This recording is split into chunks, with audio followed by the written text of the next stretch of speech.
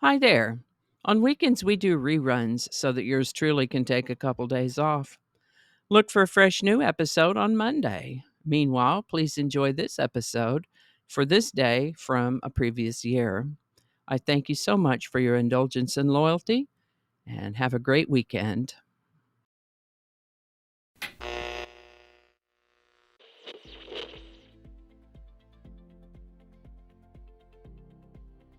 Hi, and welcome to this day in history for January 14th. January 14th is the 14th day of the year in the Gregorian calendar, with 351 days remaining to the end of the year, except for leap years, which have 352 days remaining to the end of the year. Yesterday, being Friday the 13th, we talked about fear of the number 13, triskaidekaphobia. And I thought it would be fun to talk about other phobia words too. Interestingly, phobias are grouped under different classifications. For example, you've got your psychological phobias, such as zoophobia, the abnormal, disabling fear of animals of any kind, excluding humans, or chemical phobias that describe chemical aversions, such as something that resists water being hydrophobic.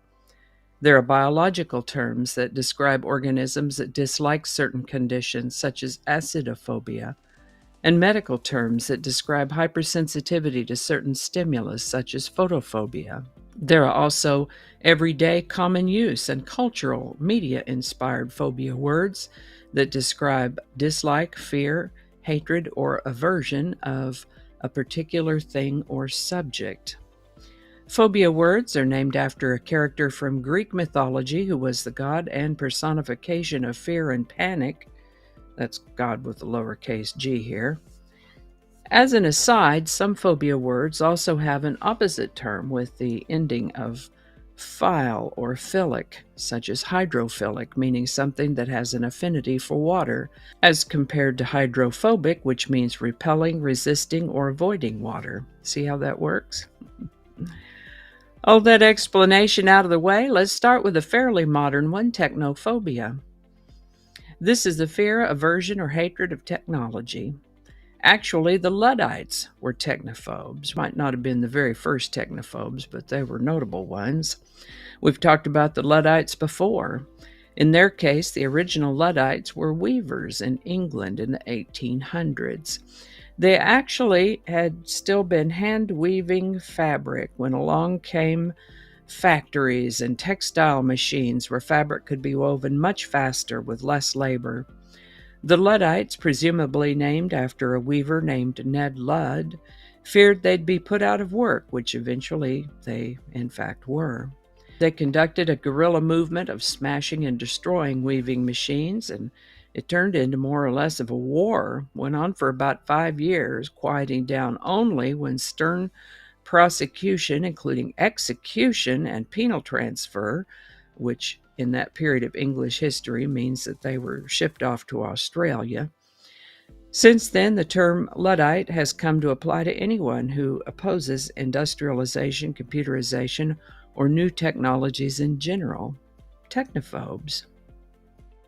Moving on, we're going to start with the year 1639 with the first colonial constitution. In Hartford, Connecticut, the first constitution in the American colonies, called the Fundamental Orders, were adopted by representatives of Wethersfield, Windsor, and Hartford. On this day in 1784, the Continental Congress ratified the Treaty of Paris, ending the War for Independence. On this day in 1875, Albert Schweitzer was born. He was a theologian, musician, and philosopher, also a prize-winning physician. He was born on this day in Germany. He lived most of his life serving humanity as a missionary in Africa.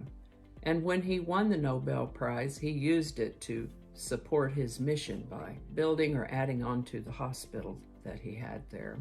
On this day in 1920, John Dodge, who with his brother Horace founded the Dodge Brothers Company, which was once America's third largest automaker, later became part of Chrysler. Well, John Dodge died on January 14th, 1920 at the age of 55. On this day in 1943, FDR became the first president to travel on official presidential business by air when he took a trip across the Atlantic to meet Winston Churchill at Casablanca in North Africa.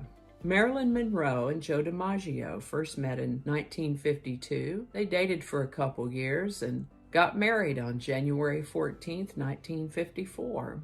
They honeymooned in Japan, but while they were there, Marilyn got a call to go perform for the troops in South Korea, which she did, but she left Joe in Japan on their honeymoon. He didn't like that very much. Unfortunately, things didn't get better from there, and they ended up divorcing about 9 months later. I suspect he continued to love her for the rest of his life because he was the one that came and helped her out when she went in the hospital, and he was the one who paid for her funeral when she died. On this day in 1963, George Wallace was inaugurated as the governor of Alabama. He had promised his followers everlasting segregation.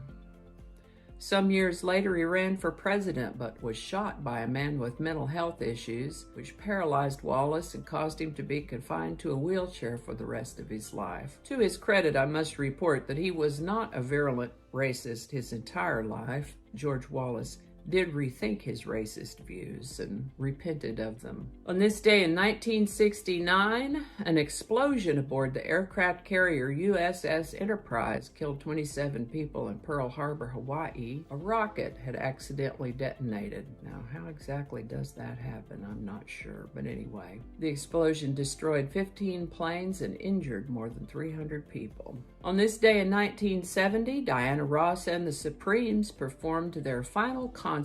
They were an extremely successful American pop group in the 1960s, a group whose 12 #1 hits in the first full decade of the rock and roll era placed them only behind Elvis and the Beatles in terms of chart dominance. They helped define the very sound of the 60s, but like fellow icons, Beatles, Simon and Garfunkel, they came apart in the first year of the 70s. The curtain closed for good on Diana Ross and the Supremes on January 14, 1970 at the Frontier Hotel in Las Vegas, Nevada.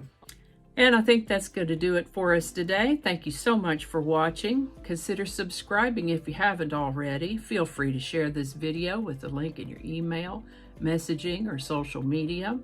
If you enjoy this series, you can check out the playlist that contains these videos. I'll put a link to that in the description. That description lives on YouTube, so for other platforms, I'll include the link to my blog page that is called No Really.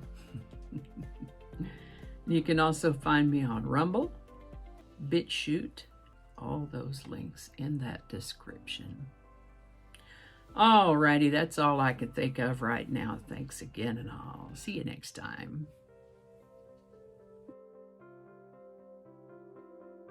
January 2nd. Do that one again. There's a little birdie on my front porch. Don't know if you can see this little rainbow up on the wall behind me. I have a crystal, a faceted crystal hanging in my window, and the sun has moved around so that it's sending rainbows into the room, flinging happiness all over the place. All right, back to work.